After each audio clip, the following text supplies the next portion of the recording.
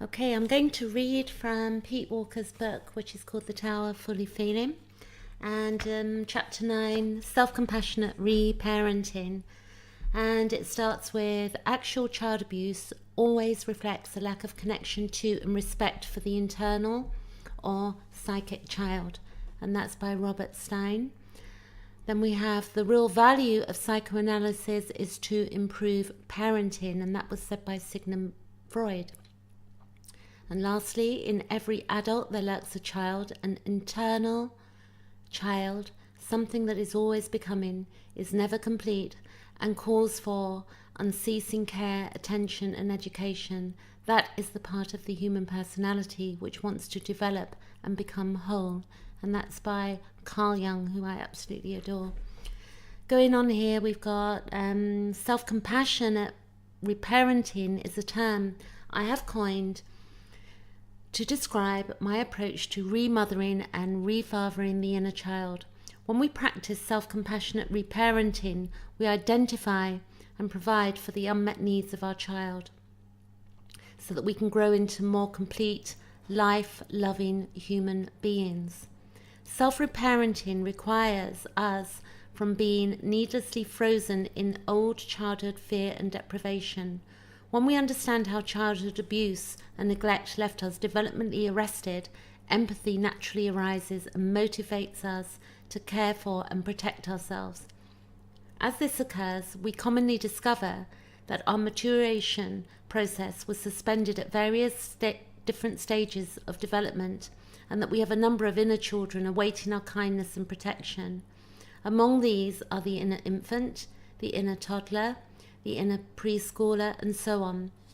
These distinctions are important because children have different needs at different development stages, and these correspond with a variety of different reparenting tasks.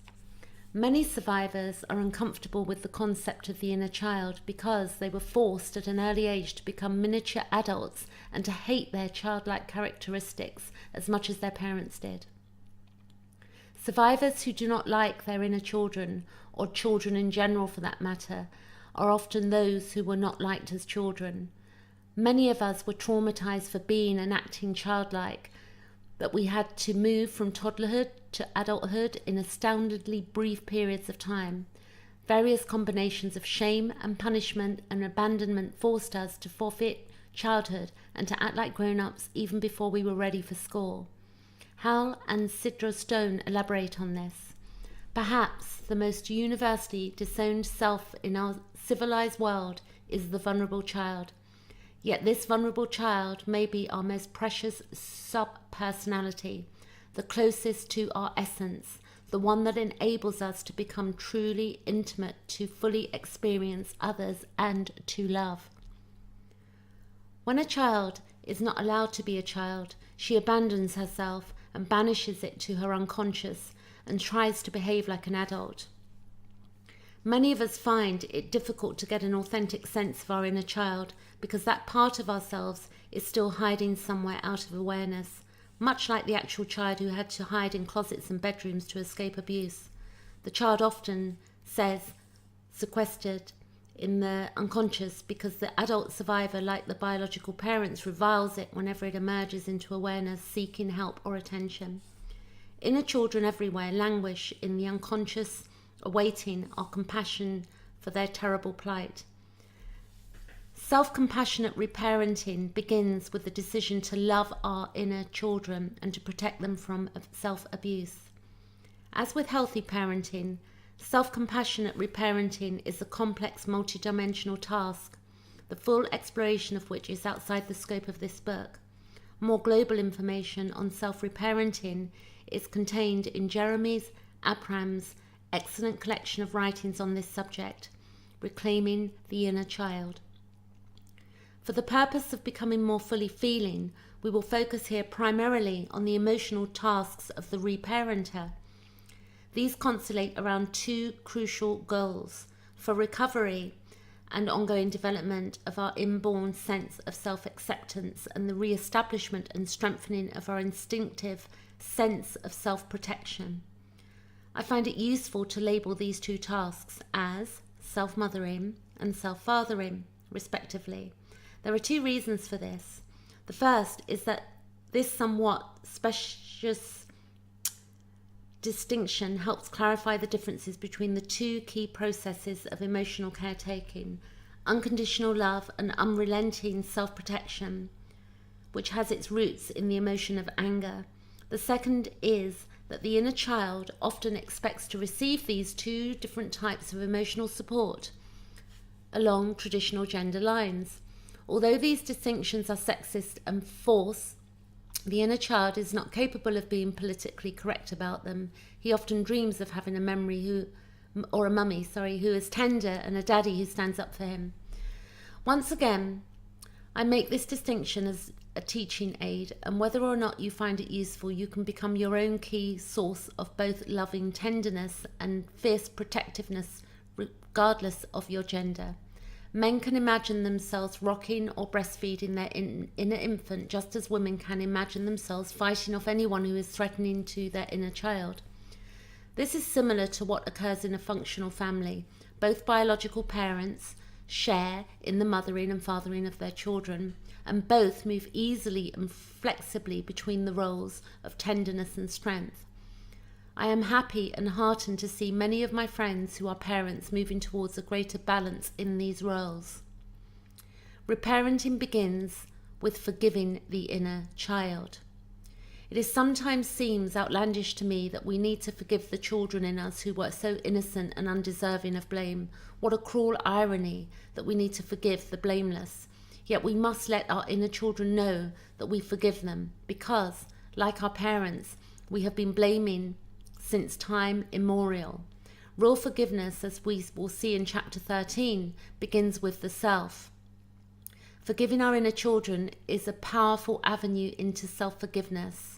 In the words of self-esteem guru Nathaniel Branden, when we learn to forgive the child we once were for what he or she didn't know, or couldn't do, or couldn't cope with, or felt, or didn't feel, when we understand and accept that child was struggling to survive the best way he or she could, then the adult self is no longer in adversarial relationship to the child's self.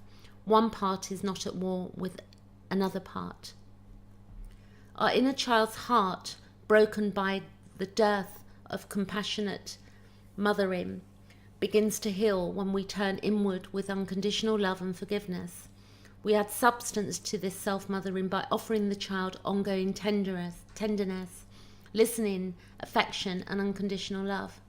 Consistently, such practice is what allows our inner child to feel truly forgiven. We also enhance forgiveness by championing our inner child like a father. In that way, we do this by using anger and blame to fight off internal or external aggressions. Such actions prove to the child that she is not only forgiven, but also no longer a subject of unfair blame. In the reparenting, it is further enhanced by providing our inner children the verbal, spiritual, and emotional nurturance outlined in Appendix A of this book.